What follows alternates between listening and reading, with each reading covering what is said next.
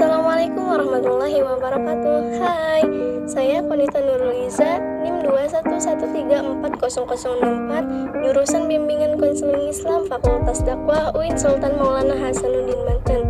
Kali ini saya akan menyampaikan tentang psikologi perkembangan anak usia dini. Jangan lupa tonton sampai akhir ya. Dadah. Kalian tahu nggak sih perkembangan itu apa? Jadi, perkembangan sama pertumbuhan itu beda ya. Perkembangan dalam bahasa Inggris disebut development. Santrok mengartikan bahwa perkembangan berorientasi proses mental, sedangkan pertumbuhan lebih berorientasi pada peningkatan ukuran dan struktur. Perkembangan berlangsung seumur hidup, sedangkan pertumbuhan mengalami batas waktu tertentu. Perkembangan berkaitan dengan hal-hal yang bersifat fungsional, sedangkan pertumbuhan bersifat biologis. Jadi, anak usia dini adalah anak yang baru dilahirkan sampai usia 6 tahun. Usia ini merupakan usia yang sangat menentukan dalam pembentukan karakter dan kepribadian anak. Usia dini merupakan di mana anak mengalami pertumbuhan dan perkembangan yang pesat. Usia dini disebut sebagai usia emas. Makanan yang bergizi dan seimbang serta stimulasi dan intensi sangat dibutuhkan untuk pertumbuhan dan perkembangan tersebut. Anak usia dini adalah anak yang sedang berada dalam rentan usia 0-6 tahun yang merupakan sosok individu yang sedang berada dalam proses perkembangan. Baik, selanjutnya yaitu sejarah perkembangan anak usia dini. Johann Locke percaya bahwa pengalaman masa anak-anak sangat menentukan karakteristik seseorang ketika dewasa. Ia menyarankan para orang tua untuk menghabiskan waktu bersama anak-anak mereka dan membantu anak-anaknya menjadi anggota masyarakat yang berguna. Adapun menurut Schopenhauer meyakini kepribadian dan intelektual adalah bersifat turunan.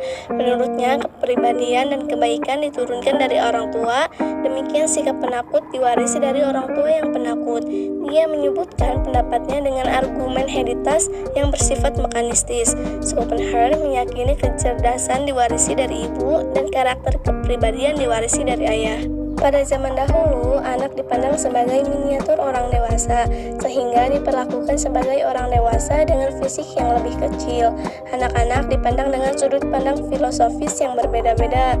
Aliran-aliran filsafat yang membahas tentang perkembangan anak antara lain aliran empirisme, aliran nativisme, dan aliran naturalisme. Pada awal abad ke-18 muncul teori naturalisme, memandang anak membawa kebaikan alami. Potensi baik ini berkembang dengan cara melihat, berpikir, dan merasa tentang alam. Alam seperti guru yang mendorong anak mengembangkan kemampuan berbeda-beda di tingkat pertumbuhan yang berbeda. Di akhir abad ke-18, metode penelitian dalam mengumpulkan data-data tentang anak usia dini berkembang dengan pesat dan menjadi salah satu ilmu pengetahuan yang berkelas. Melanjut pada awal abad ke-19, metode penelitian yang dapat digunakan untuk mengumpulkan data-data tentang anak usia dini mencakup metode-metode penelitian kualitatif dan kuantitatif. Penelitian-penelitian yang bersifat kuantitatif antara lain metode penelitian eksperimen, ex post facto, survei, dan korelasi dapat digunakan untuk mengumpulkan informasi tentang perkembangan psikologis anak usia dini. Berbagai penelitian tentang perkembangan anak telah menggunakan berbagai metode penelitian untuk mengumpulkan data-data yang berkaitan dengan perkembangan anak. Sebagaimana persyaratan dalam pengembangan sebuah disiplin, penelitian-penelitian tentang perkembangan anak harus terus-menerus dilakukan. Oke, kita masuk ke ruang lingkup psikologi perkembangan anak usia dini. Perkembangan anak usia dini mencangkup berbagai aspek. Secara umum, perkembangan anak usia dini mencangkup perkembangan fisik, perkembangan sosial, perkembangan emosi, dan perkembangan kognitif. Banyak para ahli berpendapat mengenai aspek psikologi perkembangan anak usia dini. Dari berbagai pendapat tersebut, dapat disimpulkan bahwa perkembangan anak usia dini mencangkup 8 aspek, yaitu perkembangan fisik, perkembangan kognitif, perkembangan bahasa, perkembangan sosial, perkembangan moral, perkembangan emosional, perkembangan kepribadian, dan perkembangan agama. Oke, selanjutnya itu perkembangan kreativitas anak. Kreativitas merupakan cara berpikir, pemecahan masalah, dan juga penerapan pengetahuan. Perkembangan kreativitas anak usia 1 tahun ketika si kecil terlibat dalam seni kreatif.